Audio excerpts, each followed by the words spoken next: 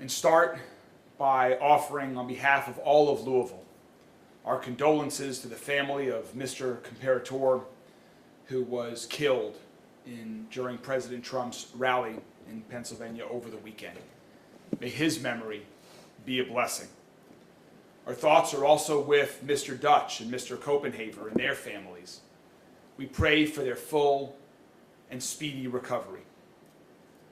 And Rachel and my thoughts are also with former President Trump and his entire family.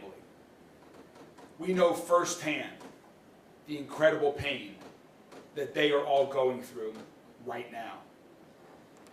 The memories and feelings of surviving an assassination attempt during a political campaign are still very fresh for me. A life-changing event like this can make us better, or it can make us bitter. I choose for it personally to make me better. I was fortunate enough to survive, and survived with more resolve than ever to lead our city towards progress.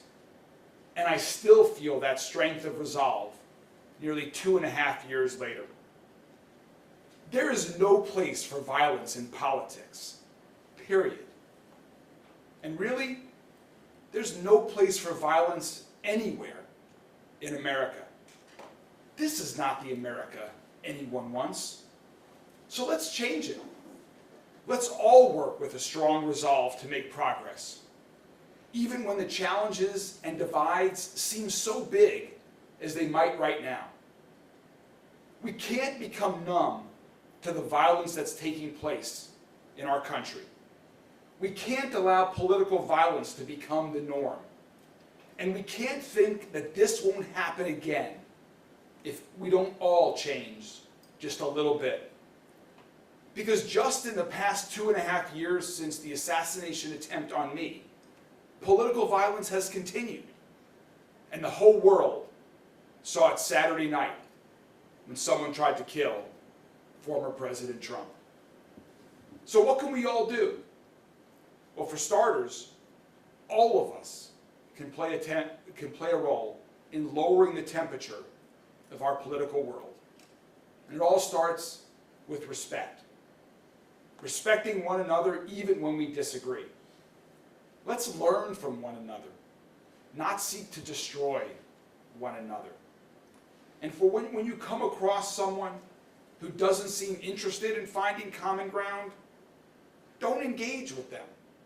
Don't give them any oxygen. Move on, because most everyone, I truly believe, wants to listen and learn from one another. Absolutely no good came from Saturday's heinous act of gun violence, but let's hope it's finally the wake-up call some of us always hope for when there's a tragic act like this. A wake-up call to end the vitriol online. A wake-up call to end the victory at all costs tactics that campaigns have seemingly been using recently. A wake-up call to address the carnage that keeps happening when people use deadly assault weapons to kill other people, just as was used on Saturday night to try and kill former President Trump. It should be a wake-up call to address the carnage that comes from these heinous acts of gun violence. We saw it in Pennsylvania. We saw it right here in Kentucky when 5 bank employees were killed. We saw it in Uvalde, Texas, when 21 students and teachers were killed at the wrong end of an assault rifle.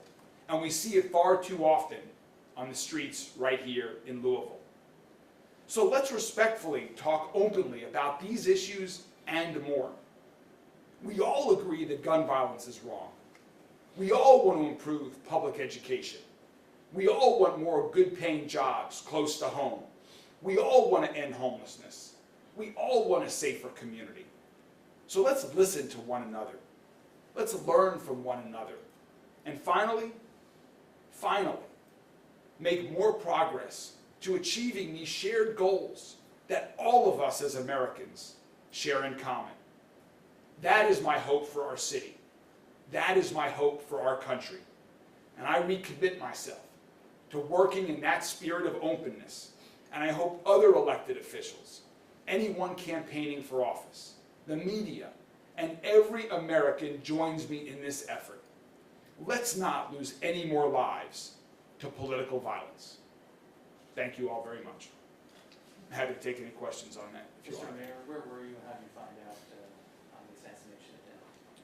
I was having dinner on Saturday night out with my family, and I got a text from a colleague. And when you saw the first videos of it happening, what was your reaction? Well, I didn't see any videos at first. I was at dinner, so I was just getting some texts from various colleagues, and my heart dropped. It was, you know, the information at first was very minimal. People didn't know what was going on. There were theories as to what might have happened, but it just brought back an experience for me that you know, hit way too close to home. And when you were able to absorb the videos for the first time to see how close this came to an absolute catastrophe, how did your feelings shift? Well, first I was pleased to hear that President Trump survived. I was very saddened to hear that one person was killed, that 2 others were injured. Again, political violence has no place in our country. It has no place anywhere. Why people are resorting to using guns to try to settle political disputes makes no sense. And so Saturday night was a tough night for me. It was a tough night for me for many reasons. I think it was a sad day for America. And again, I'm hopeful that maybe finally, this might be the wake-up call that our entire country needs to lower the temperature, to listen and learn from one another, to start engaging and have real dialogue about the issues, even when we may vehemently disagree. Because I truly believe that deep down, we all do want the same goals. Nobody wants people killed from guns. So let's talk about it. Let's figure out how we can make improvement in our country on that topic or any other topic. Thank you all very much.